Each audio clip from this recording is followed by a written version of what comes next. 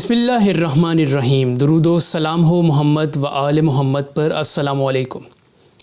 آپ دیکھ رہے ہیں بعثت نیوز نیٹ ورک۔ میں ہوں کاظم مظفری۔ نظر ڈالتے ہیں آج کی اہم ترین خبروں پر۔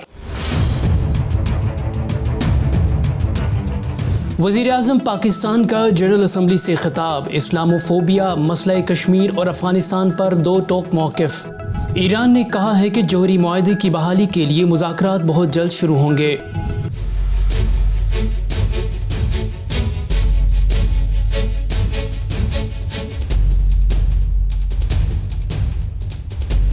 قابض صہیونی جیل میں قید فلسطینی قیدی بروقت طبی امداد نہ ملنے کے باعث شہید ہو گیا۔ بھارتی ناظم الامور کی دفتر خارجہ طلبی۔ ریاست آسام میں مسلمانوں پر حالیہ تشدد کے خلاف شدید احتجاج ریکارڈ کروایا گیا۔ کینیڈا میں قید ہواوے کے چیف فائنینشیل آفیسر کو رہا کر دیا گیا۔ امریکہ نے عالمی تنظیموں کو طالبان اور حقانی نیٹ ورک سے لین دین کی اجازت دے دی۔ سی ٹی ڈی پنجاب کی صوبے بھر میں کارروائیاں۔ کالعدم سپاہی صحابہ کے 8 دہشت گرد گرفتار کر لیے گئے۔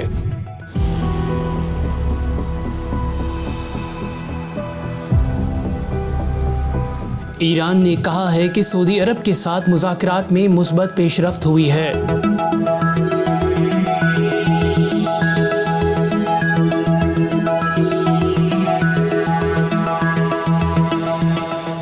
اور اب کچھ خبریں تفصیل کے ساتھ۔ وزیر اعظم پاکستان کا جنرل اسمبلی سے خطاب۔ اسلاموفوبیا، مسئلہ کشمیر اور افغانستان پر دو ٹوک موقف۔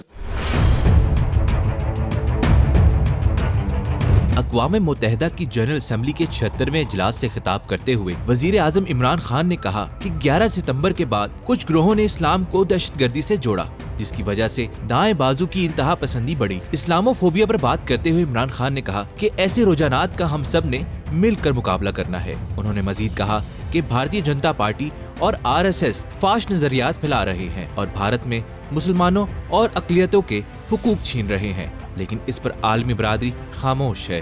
یاد رہے کہ شدت پسند مودی حکومت اور متعصب دہشت گرد گروہ RSS بھارتی مسلمانوں کی زندگی نت نئے طریقوں سے اجیرن بنا رہے ہیں۔ پاکستان نے مظلومین کے دفاع میں اقوام عالم میں آواز اٹھائی ہے، لیکن خود بھارتی مسلمانوں کی طرف سے اپنے دفاع میں کوئی آواز بلند نہیں کی گئی، اور عالمی برادری بھی اس دہشت گردی سے نظریں چراتی نظر آ رہی ہے۔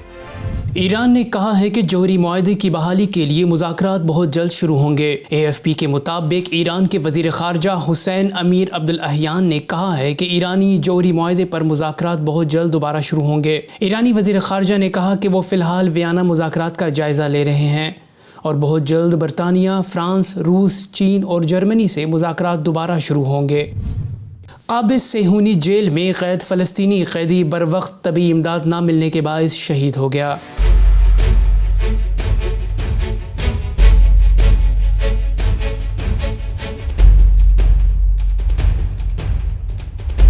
قابض اسرائیلی ریاست کے عقوبت خانے میں قید کینسر کا شکار فلسطینی قیدی بروقت طبی امداد نہ ملنے کے باعث شہید ہو گیا۔ فلسطینی پرزنر سوسائٹی کے مطابق 39 سالہ حسین مسلمہ لوکیمیا کے مرض میں مبتلا تھا، جس کو قابض صہیونی فورسز نے سن 2002 میں گرفتار کیا تھا۔ جیل انتظامیہ کی جانب سے بروقت علاج کی سہولت نہ فراہم کرنے کے باعث اس کی حالت سخت خراب تھی۔ فلسطینی پرزنر سوسائٹی نے حسین مسلمہ کے قتل کا ذمہ دار قابض اسرائیلی ریاست کو ٹھہرایا ہے۔ خیال رہے کہ اس وقت قابض صہیونی جیلوں میں ہزاروں فلسطینی بغیر کسی جرم کے قید و بند کی صعوبتیں برداشت کر رہے ہیں، جبکہ قابض اسرائیلی جیلوں میں بیمار قیدیوں کے لیے علاج کا کوئی مناسب انتظام نہیں۔ دوسری جانب اس صورتحال کا علم ہونے کے باوجود عالمی برادری اور انسانی حقوق کی تنظیموں کی خاموشی سوالیہ نشان ہے۔ بھارتی ناظم الامور کی دفتر خارجہ طلبی۔ ریاست آسام میں مسلمانوں پر حالیہ تشدد کے خلاف شدید احتجاج ریکارڈ کروایا گیا۔ اس سے قبل آسام میں بھارتی پولیس کی فائرنگ سے 2 مسلمان جاں بحق اور درجنوں زخمی ہو گئے تھے، جبکہ بھارتی پولیس کی جانب سے ایک مسلمان شخص کی میت کی بے حرمتی کی ویڈیو بھی سوشل میڈیا پر وائرل ہوئی تھی۔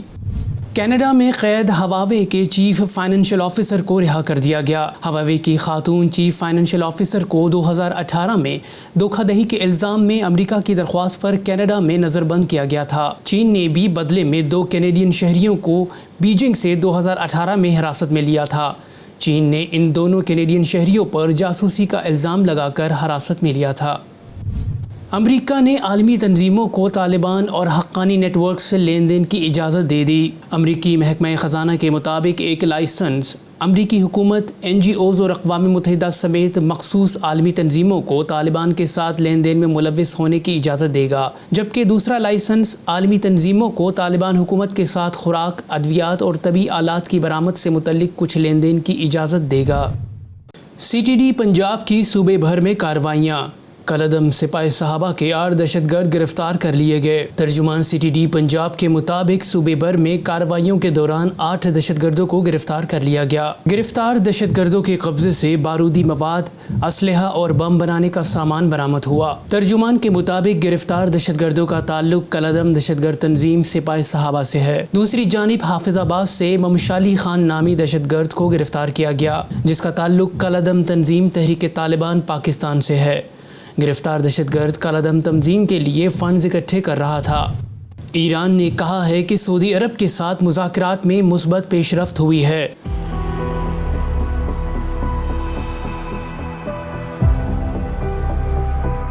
ایرانی وزارت خارجہ ترجمان سعید خطیب زادہ نے کہا کہ اسلامی جمہوریہ ایران نے گزشتہ چند ماہ کے دوران عراقی دارالحکومت بغداد میں سعودی حکومت کے ساتھ مذاکرات کے کئی دور کیے۔ دونوں فریقین کے درمیان مناسب سطح پر پیغامات کا تبادلہ ایران کے صدر سید ابراہیم رئیسی کے اقتدار سنبھالنے کے بعد ہوا۔ انہوں نے کہا کہ دو طرفہ امور کے ساتھ ساتھ خلیج فارس کی سلامتی سے متعلق مذاکرات میں بھی بہت سنجیدہ پیش رفت ہوئی ہے۔ سعید خطیب زادہ نے کہا کہ اگر سعودی عرب بھی اسلامی جمہوریہ ایران کے پیغام پر سنجیدگی سے توجہ دے تو خطے کے مسائل کا جامع حل تلاش کیا جا سکتا ہے۔